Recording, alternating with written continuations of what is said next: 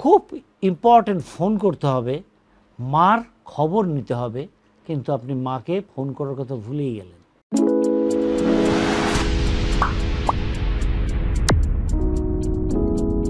Health tips, আপনার জন্য health tips বলবো। আজকের হেলথ টিপসটা আমাদের সবারই প্রায় খুব দরকার হয়ে পড়ে। আমি বা আমার এই বয়সে ভুলে যাওয়ার সমস্যা খুব স্বাভাবিক, কিন্তু আপনার বয়স যদি কম হয় আর আপনি যদি ভুলে যান তাহলে তো হবে না, মেনে নেওয়া যায় না।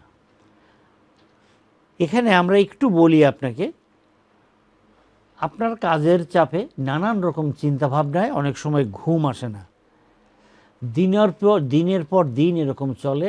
রাতে আবার মোবাইল দেখে, বিভিন্ন কিছু দেখে রাত এমন অবস্থা হয় যে ঘুমই ধরে না। শেষে সকালের দিকে একটু ঘুমাবেন, তাও যেন অস্বস্তি, ঘুম আসছে না। আর এই অস্বস্তির জন্যে আরও কিছু কথা আছে, সব মিলিয়ে এইটাকে বিশেষজ্ঞগণ বলছেন it's a sleeping disorder. Well, এখানে কি হয়, অফিসে গিয়ে এমন হয় আপনার যে অফিসে মিটিং আছে, আপনি ভুলেই গেছেন। অফিসে যাওয়ার সময় উপর থেকে আপনার বাসা থেকে বললেই জিনিসটা আনতে হবে, দারোয়ানকে বলে যেও, নিচে এসে আপনি ভুলেই গেলেন দারোয়ানকে বলতে। খুব ইম্পর্টেন্ট ফোন করতে হবে, মার খবর নিতে হবে, কিন্তু আপনি মাকে ফোন করার কথা ভুলেই গেলেন। এরকম ভুলে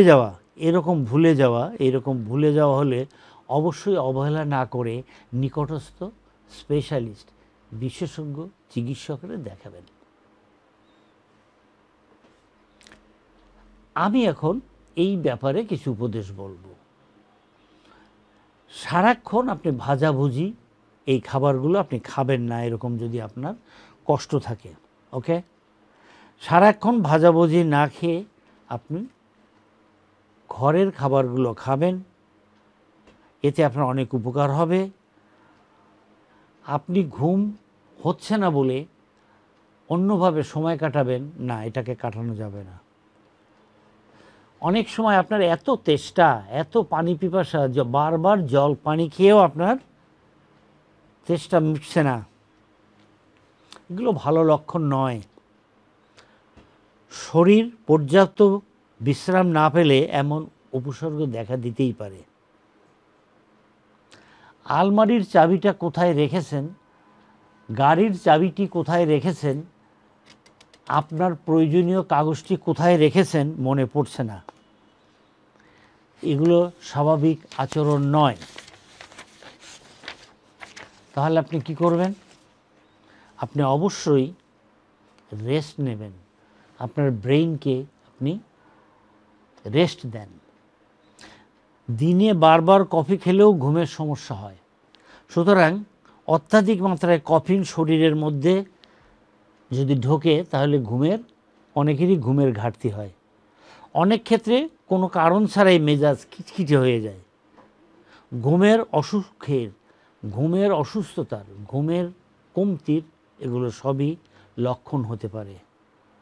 ঘন ঘন অসুখে পড়ছেন, জ্বর, সর্দি, কাশি, মাঝে মধ্যে কাবু হয়ে যাচ্ছেন।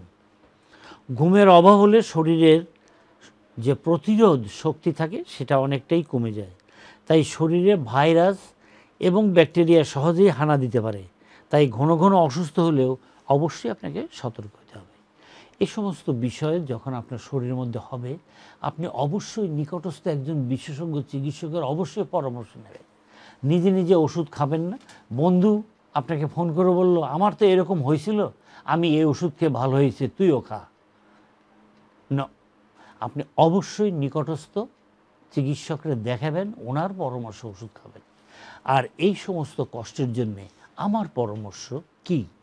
আমার পরামর্শ হলো প্রতিদিন আপনি হাঁটবেন, প্রতিদিন কমপক্ষে 40 মিনিট হাঁটবেন, প্রতিদিন এক্সারসাইজ করবেন। এক্সারসাইজ স্মৃতিশক্তি বাড়ায়। অনেক গবেষক বলেছেন প্রতিদিন নিয়ম করে হাঁটলে স্মৃতিশক্তি বাড়ে, মন প্রফুল্ল থাকে, শরীরের ব্লাড সার্কুলেশন বেড়ে যায় এবং রোগ প্রতিরোধ ক্ষমতা বাড়ায়।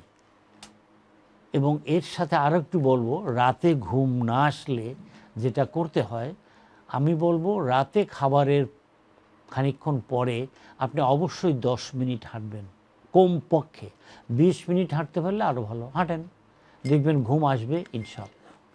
এছাড়া আমাদের ইউটিউব চ্যানেলে দেখবেন ঘুম আসার জাদুকরী উপায়, এটা আমরা লিখছি, আমরা এটা ভিডিও দিছি, এগুলো দেখবেন। ধন্যবাদ দর্শক যারা এতক্ষণ আমার এই বক্তব্য